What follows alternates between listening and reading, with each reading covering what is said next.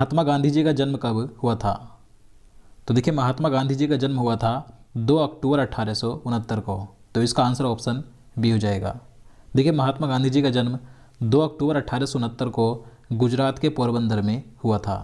और देखिए इनकी मृत्यु की बात करें तो गांधी जी की मृत्यु हुई थी 30 जनवरी 1948 को दिल्ली में। आप सभी जानते हैं इनकी मृत्यु का कारण क्या था। इनकी हत्या की गई थी। नाथूराम गोडसे ने गोली मारकर महात्मा गांधी जी की हत्या की थी। कहाँ पर की थी? दिल्ली में 30 जनवरी 1948 को। और देखिए गांधी जी का पूरा नाम क्या था? तो मोहनदास करमचंद गांधी था। और इनकी जीवन साथी यानी कि इनकी पत्नी का नाम था कस्तूरबा गांधी। और इनके माता पिता की बात करें तो इनकी माता का नाम था पुतलीबाई करमचंद गांधी और पिता का नाम था करमचंद गांधी। इसके बाद नेक्स्ट क्वेश्चन है, गांधी जी की हत्या कब हुई थी? तो देखिए गांधी जी की हत्या की गई थी 30 जनवरी 1948 को। तो इसका आंसर ऑप्शन सी हो जाएगा। मैंने आपको बताया था कि इनकी हत्या नाथूराम गोडसे ने की थी गोली मारकर दिल्ली में। और देखिए 30 जनवरी को इसीलिए प्रतिवर्ष शहीद दिवस मनाया जाता है। इसके बाद अगला क्वेश्चन है, 2 अक्टूबर को गांधी जयंती के साथ और किसकी जयंती मनाई जाती है? तो देखिए आप सभी जानते हैं 2 अक्टूबर को गांधी जयंती मनाई जाती है, लेकिन इनके अलावा और किसकी जयंती मनाई जाती है 2 अक्टूबर को? तो इसका राइट आंसर ऑप्शन डी हो जाएगा, लाल बहादुर शास्त्री की। तो देखिए लाल बहादुर शास्त्री ये भारत के दूसरे प्रधानमंत्री थे। तो इनकी जयंती भी 2 अक्टूबर को मनाई जाती है। देखिए लाल बहादुर शास्त्री का जन्म 2 अक्टूबर 1904 को वाराणसी के मुगल सराय में हुआ था। क्वेश्चन नंबर 4 है, महात्मा गांधी जी के राजनीतिक गुरु कौन थे? तो दोस्तों ये क्वेश्चन कई बार एग्जाम में पूछा जा चुका है, तो ये क्वेश्चन महत्वपूर्ण है। तो महात्मा गांधी जी के राजनीतिक गुरु थे गोपाल कृष्ण गोखले। तो इसका आंसर ऑप्शन बी हो जाएगा। और देखिए इसके अलावा बात करें, अगर आपसे क्वेश्चन पूछा जाए कि गांधी जी के आध्यात्मिक गुरु कौन थे, यानी कि इनके प्रेरणादायक पुरुष कौन थे आध्यात्मिक गुरु, तो गांधी जी के आध्यात्मिक गुरु थे लियो टोल्स्टॉय। तो दोनों याद रखने की, राजनीतिक गुरु थे गोपाल कृष्ण गोखले और इनके आध्यात्मिक गुरु थे लियो टोल्स्टॉय। इसके बाद नेक्स्ट क्वेश्चन है, महात्मा गांधी जी को महात्मा की उपाधि किसने दी थी? तो दोस्तों गांधी जी को ये जो महात्मा की उपाधि दी गई थी, तो ये किसके द्वारा दी गई थी, किसने दी थी? तो इसका राइट आंसर ऑप्शन ए हो जाएगा, रविंद्रनाथ टैगोर ने। तो देखिए गांधी जी को महात्मा की उपाधि रविंद्रनाथ टैगोर ने दी थी। अब देखिए इसके अलावा बात करें गांधी जी को जो अन्य उपाधियाँ दी गई हैं, जहाँ से कई बार एग्जाम में क्वेश्चन पूछे आते हैं, तो देखिए बात करें गांधी जी को केसर ए हिंद की उपाधि किसने दी थी? तो केसर ए हिंद की उपाधि दी थी ब्रिटिश सरकार ने। इसके अलावा महात्मा की उपाधि रविंद्रनाथ टैगोर ने दी थी चंपारण आंदोलन के दौरान 1917 में। और गांधी जी को बापू किसने कहकर पुकारा था? बापू की उपाधि किसने दी थी? तो ये कहा था जवाहरलाल नेहरू ने।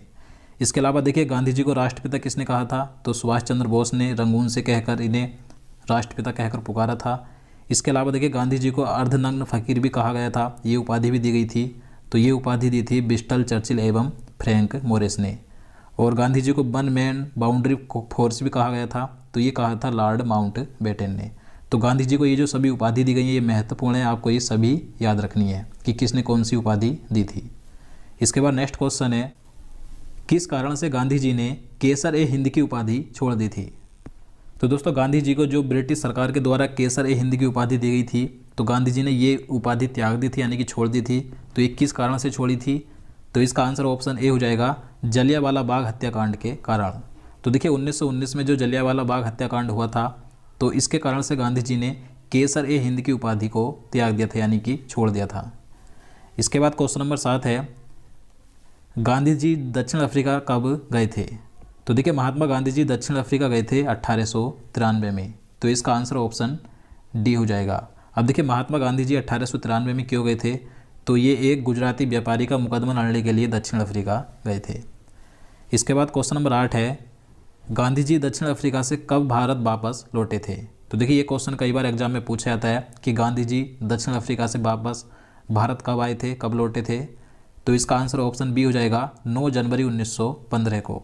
तो देखिए 21 वर्ष के बाद गांधी जी दक्षिण अफ्रीका से भारत वापस लौटे थे 9 जनवरी 1915 को। इसलिए 9 जनवरी को भारत में प्रतिवर्ष राष्ट्रीय प्रवासी दिवस मनाया जाता है, तो याद रखना है। इसके बाद अगला क्वेश्चन है, साबरमती आश्रम की स्थापना किसने की थी? तो दोस्तों साबरमती आश्रम की स्थापना की थी महात्मा गांधी जी ने। तो इसका आंसर ऑप्शन डी हो जाएगा। अब देखिए मैं आपको इसके बारे में बता दूं, महात्मा गांधी जी ने सर्वप्रथम सत्याग्रह आश्रम की स्थापना की थी 1915 में। अहमदाबाद के कोचरब नामक स्थान पर। तो गांधी जी ने सर्वप्रथम सत्याग्रह आश्रम की स्थापना की 1915 में गुजरात के अहमदाबाद के कोचरब नामक स्थान पर। इसके बाद ये जो सत्याग्रह आश्रम था इसे 1917 में स्थानांतरित किया गया था। इसे स्थानांतरित किया गया था अहमदाबाद के समीप साबरमती नदी के किनारे। तभी से ये जो सत्याग्रह आश्रम था ये साबरमती आश्रम कहलाने लगा। तो साबरमती आश्रम की स्थापना इस प्रकार से हुई थी। पहले ये सत्याग्रह आश्रम था, इसके बाद ये 1917 में साबरमती आश्रम बन गया। इसके बाद नेक्स्ट क्वेश्चन है, सत्याग्रह सभा की स्थापना 1919 में किसने की थी? तो दोस्तों जब 1919 में रोलैक्ट एक्ट कानून आया था तो उस समय सत्याग्रह सभा की स्थापना महात्मा गांधी जी ने की थी। तो इसका आंसर ऑप्शन सी हो जाएगा। इसके बाद क्वेश्चन नंबर 11 है, महात्मा गांधी जी ने पहली बार सत्याग्रह का प्रयोग कब किया था? तो देखिए ये क्वेश्चन कई बार एग्जाम में पूछा जाता है कि गांधी जी ने पहली बार सत्याग्रह का प्रयोग कब किया था। तो ये किया था 1906 में। तो इसका आंसर ऑप्शन ए हो जाएगा। देखिए महात्मा गांधी जी ने सर्वप्रथम सत्याग्रह का प्रयोग दक्षिण अफ्रीका में 1906 में किया था। यहाँ पर इन्होंने अपना सबसे पहला आंदोलन चलाया था। इसके बाद क्वेश्चन नंबर 12 है, गांधी जी ने भारत में प्रथम सत्याग्रह का प्रयोग कब किया था? अब देखिए बात करें कि महात्मा गांधी जी ने भारत में पहली बार सत्याग्रह का प्रयोग कब किया था, पहली बार आंदोलन कब किया था? तो ये किया था 1917 में। तो इसका आंसर ऑप्शन डी हो जाएगा। गांधी जी ने 1917 में भारत में पहली बार सत्याग्रह का प्रयोग बिहार के चंपारण में किया था। 1917 में बिहार के चंपारण में जो चंपारण आंदोलन हुआ था, यहाँ पर गांधी जी ने भारत का पहला सत्याग्रह का आंदोलन किया था। अब देखिए इसके बाद बात करें गांधी जी के द्वारा जो प्रमुख आंदोलन चलाए गए थे। तो यहाँ पर सबसे पहले बात करें चंपारण सत्याग्रह की, जो कि 1917 में हुआ था। तो ये गांधी जी के द्वारा चलाया गया भारत में प्रथम आंदोलन था।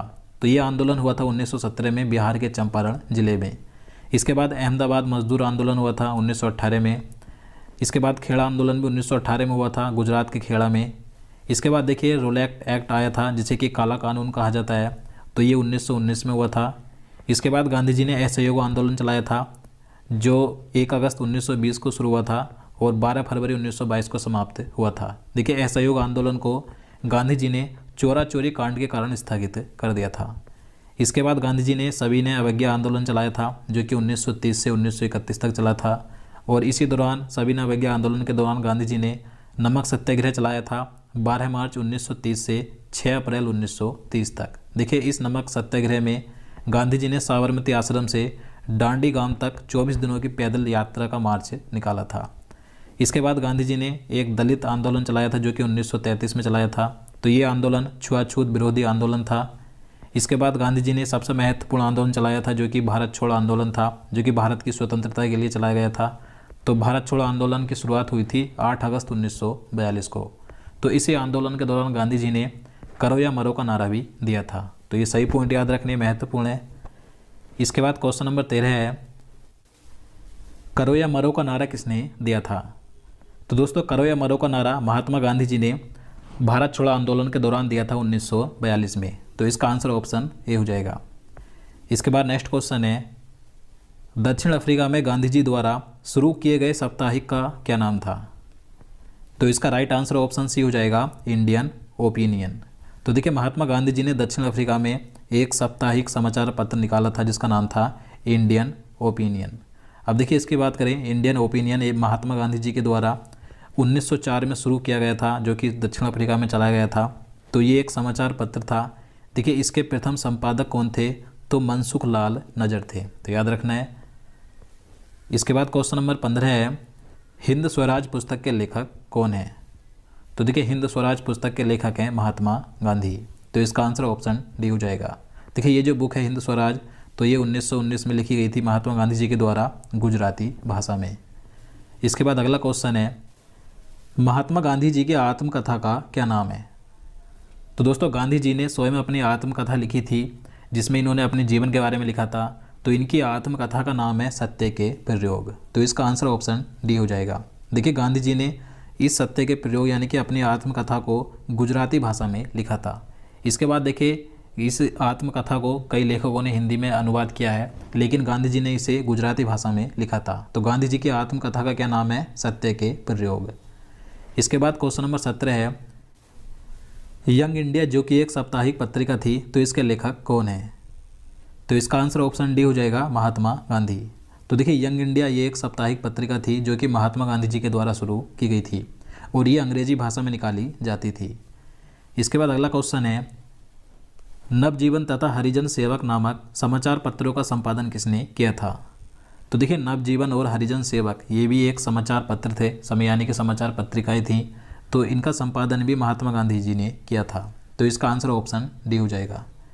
इसके बाद नेक्स्ट क्वेश्चन है, हरिजन सेवक संघ की स्थापना किसने की थी?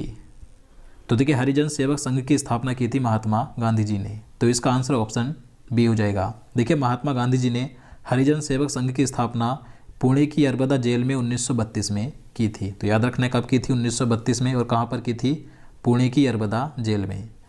इसके बाद अगला क्वेश्चन है, गांधी इरविन समझौता कब हुआ था? तो दोस्तों मोस्ट इंपॉर्टेंट क्वेश्चन है, ये क्वेश्चन कई बार एग्जाम में पूछा जा चुका है। तो गांधी इरविन समझौता हुआ था 5 मार्च 1931 को। तो इसका आंसर ऑप्शन सी हो जाएगा। अब देखिए ये समझौता किसके बीच हुआ था, तो ये भी एग्जाम में पूछा जाता है। तो ये समझौता हुआ था महात्मा गांधी जी और वायसराय लॉर्ड इरविन के बीच में। तो गांधी इरविन समझौता 5 मार्च 1931 को महात्मा गांधी जी और लॉर्ड इरविन के बीच हुआ था। और देखिए इस गांधी इरविन समझौते को दिल्ली पैक्ट के नाम से भी जाना जाता है, तो याद रखना है। इसके बाद अगला क्वेश्चन है, किस एकमात्र कांग्रेस के अधिवेशन की अध्यक्षता गांधी जी ने की थी? तो देखिए गांधी जी ने सिर्फ एकमात्र कांग्रेस के अधिवेशन की अध्यक्षता की थी, तो वो कौन सा अधिवेशन था?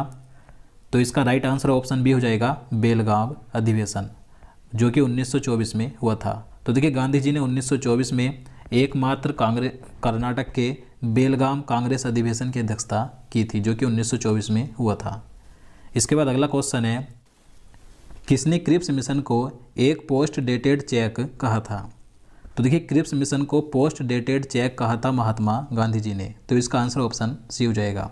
अब देखिए क्रिप्स मिशन की बात करें तो क्रिप्स मिशन 22 मार्च 1942 में ब्रिटिश सरकार द्वारा भारत में भेजा गया था। देखिए इसका उद्देश्य द्वितीय विश्व युद्ध के समय अपने लिए भारत का पूर्ण सहयोग प्राप्त करना था। और देखिए क्रिप्स मिशन के अध्यक्ष कौन थे? तो सर स्टैफोर्ड क्रिप्स थे, तो याद रखना है। इसके बाद अगला क्वेश्चन है, महात्मा गांधी जी का समाधि स्थल क्या कहलाता है? तो दोस्तों महात्मा गांधी जी के समाधि स्थल को कहा जाता है राजघाट, जो कि दिल्ली में है। तो इसका आंसर ऑप्शन डी हो जाएगा। देखिए बात करें शांतिवन की, तो शांतिवन ये पंडित जवाहरलाल नेहरू का समाधि स्थल है। शक्ति स्थल ये इंदिरा गांधी का समाधि स्थल है। और विजय घाट ये लाल बहादुर शास्त्री का समाधि स्थल है, तो याद रखना है। तो दोस्तों आज के लिए इतना ही। अब चलिए आज का क्वेश्चन देख लेते हैं, जिसका आंसर आपको नीचे कमेंट बॉक्स में बताना है।